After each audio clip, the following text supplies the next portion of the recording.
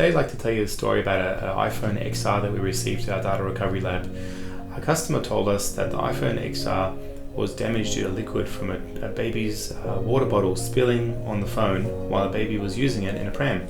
After being submerged in water for about 15 minutes, the mother noticed that the phone was turned off and dead while the baby was asleep, and we found out that after diagnosing the fault with the phone, we realized that it had a few damaged electrical components, mainly the main power line and the VCC short.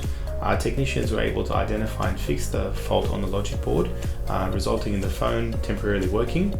This allowed us to make a complete iTunes backup as well as back up all the photos and videos. This particular customer told us that the photos and videos that were on there were basically for the first 12 months of a young child's life, pretty much every photo and video, and they never set up iCloud. The good news is we managed to get all the data back, and they took the phone back to Apple. Apple replaced it with a replacement phone, and they managed to use the iTunes backup to restore everything back on the phone. This is a pretty common scenario. The most important thing that I'd recommend if you have a phone that's been damaged by liquid is get it to us as soon as possible so we can dry it up and clean it, and try not to charge it or power up. It might make the problem worse. If you ever have an iPhone or any other mobile phone that has a similar issue, please reach out to us. We'd love to help you get your data back.